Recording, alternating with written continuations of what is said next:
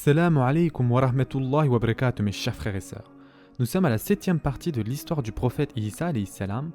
D'après Ibn Abbas radiallahu anh, un roi parmi les enfants d'Israël mourut et fut sur le point d'être enterré lorsque Isa alayhi salam vint et invoqua Allah azawajal afin qu'il le ramène à la vie. Allah azawajal exauça son invocation. Les gens furent ce jour-là témoins d'un événement extraordinaire et merveilleux, car l'homme revint à la vie. Allah azawajal dit dans le Coran, et quand Allah dira « Ô Isa, fils de Maryam, rappelle-toi mon bienfait sur toi et sur ta mère quand je te fortifiais du Saint-Esprit. Au berceau tu parlais aux gens, tout comme en ton âge mûr. Je t'enseignais le livre, la sagesse, la Torah et l'Évangile. Tu fabriquais de l'argile comme une forme d'oiseau par ma permission, puis tu soufflais dedans. Alors, par ma permission, elle devenait oiseau. Et tu guérissais par ma permission l'aveugle-né et le lépreux. Et par ma permission, tu faisais revivre les morts. Je te protégeais contre les enfants d'Israël pendant que tu leur apportais l'épreuve. Mais ceux d'entre eux qui ne croyaient pas dirent « Ceci n'est que de la magie évidente. » Et quand j'ai révélé aux apôtres ceci, croyez en moi et en mon messager, c'est-à-dire en Isa alayhi salam, ils dirent « Nous croyons et attestent que nous sommes entièrement soumis. » Surat Al-Ma'ida, versets 110 et 111. Allah azawajal rappelle à Isa alayhi salam ses bienfaits et ses faveurs, car il le créa sans père, sa mère l'ayant conçu sans qu'un homme la touchât. Il fit ainsi de sa naissance miraculeuse un signe pour les hommes et une preuve de son pouvoir absolu. Allah azawajal l'envoya ensuite en tant que messager. Allah azawajal a aussi comblé de ses faveurs sa mère en la choisissant à l'exclusion des autres femmes pour porter un tel messager, dont la mission fut source d'un immense bienfait. Il l'a blanchi des accusations des ignorants. C'est pourquoi il dit « Quand je te fortifiais du Saint-Esprit », c'est-à-dire Jibril alayhi salam qui a insufflé de son esprit à sa mère puis l'a assisté dans sa mission. Au berceau, tu parlais aux gens, tout comme en ton âge mûr. C'est-à-dire que tu appelais les gens à Allah azawajal en étant tout petit, de même qu'à l'âge adulte. Je t'enseignais le livre, la sagesse, c'est-à-dire l'écriture et la justesse du jugement, comme l'ont soutenu certains pieux anciens. La Torah et l'Évangile, tu fabriquais de l'argile comme une forme d'oiseau par ma permission. C'est-à-dire, tu le façonnais de l'argile par la permission d'Allah azawajal. Puis tu soufflais dedans, alors par ma permission, elle devenait oiseau. Allah azawajal insiste sur l'expression « par ma permission » et ce 2 fois de suite, afin de lever tout équivoque. Quant à cette parole, Allah azawajal dit « Et tu guérissais par ma permission l'aveugle-né ». Encore une fois ici, Allah azawajal insiste, c'est-à-dire celui qui est né aveugle et qu'aucun médecin ne peut guérir, par ma permission, tu pourras les guérir. Et même le lépreux, tu pourras le guérir. Et par ma permission, tu faisais revivre les morts. Nous avons déjà donné un exemple de cela. D'autres exemples attestent qu'il a fait cela à plusieurs reprises. Ensuite, Allah azawajal dit « Je te protégeais contre les enfants d'Israël pendant que tu leur apportais l'épreuve. Mais ceux d'entre eux qui ne croyaient pas dirent « Ceci n'est que de la magie évidente. » C'est-à-dire, lorsqu'ils ont voulu le crucifier et que Allah azawajal l'a élevé à lui pour préserver sa noble personne de leurs torts et le sauver de leurs intrigues.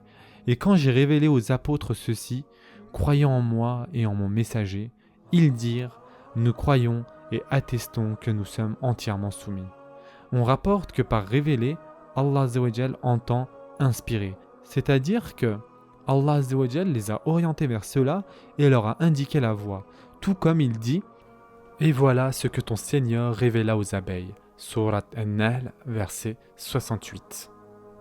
Ou encore « Et nous révélâmes à la mère de Moussa ceci.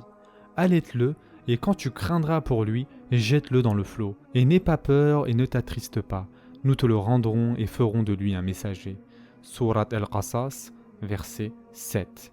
On rapporte aussi que par la révélation, il convient d'entendre celle faite par le biais du messager Isa alayhi salam et la prédisposition des cœurs des apôtres à accepter la vérité.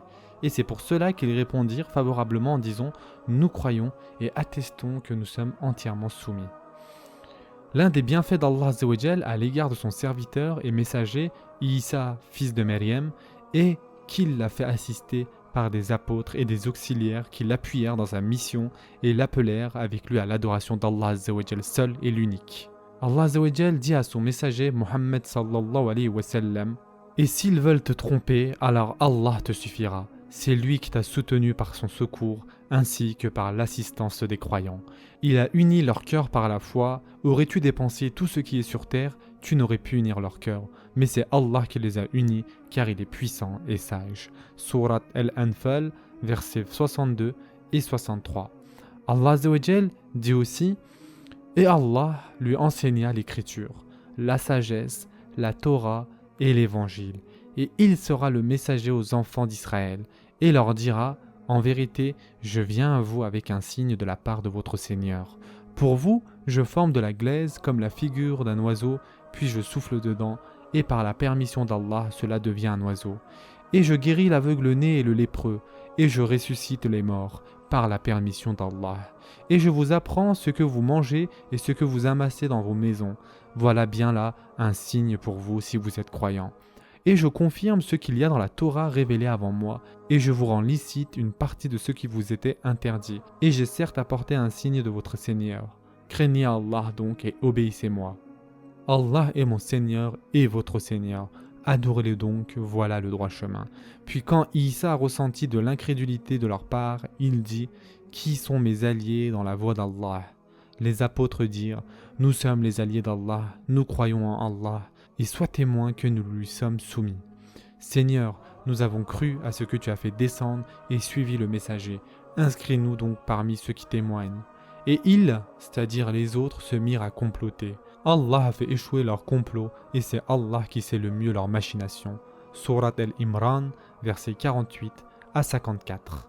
Le miracle de chaque prophète correspond à la mentalité et au contexte de son époque. On rapporte à titre d'exemple que le miracle de Moussa alayhi salam coïncidait avec le centre d'intérêt de ses contemporains, qui était la magie. Allah Azzawajal l'envoya alors avec des signes péremptoires. Les magiciens, experts dans l'art de la magie, ont vu que ce que faisait Moussa alayhi salam ne pouvait procéder que de quelqu'un qui est assisté par Allah Azzawajal. C'est pourquoi ils se soumirent aussitôt et sans hésitation à Allah Azzawajal. L'époque de Isa alayhi salam était marquée par la croyance exagérée au pouvoir de la médecine. Aussi furent-ils envoyés avec des miracles qu'ils ne pouvaient accomplir. Comment en effet un médecin peut-il guérir un aveugle-né dont le cas est plus difficile que celui qu'il est devenu après une maladie, que le lépreux et que celui-ci qui a une maladie incurable? Et comment un médecin peut-il ressusciter un mort de sa tombe? Ce sont là des miracles qui attestent de la véracité de qui les produit et de la capacité de celui qui l'a envoyé. De même, Mohammed sallallahu alayhi wa sallam fut envoyé dans une société et à une époque dominée par le pouvoir et l'éloquence de la rhétorique. Allah Azzawajal a fait descendre sur lui le Qur'an inattaquable, une révélation venant du sage et du digne de louange. Par son contenu inimitable, défi fut lancé aux humains et aux djinns d'apporter un ouvrage susceptible de s'y apparenter, puis d'apporter 10 sourates identiques à celles du texte sacré, puis enfin une seule sourate. Allah Azzawajal affirma qu'il ne pourrait jamais le faire, ce qui constitue la preuve qu'il s'agit de la parole d'Allah Azzawajal, qu'il soit glorifié.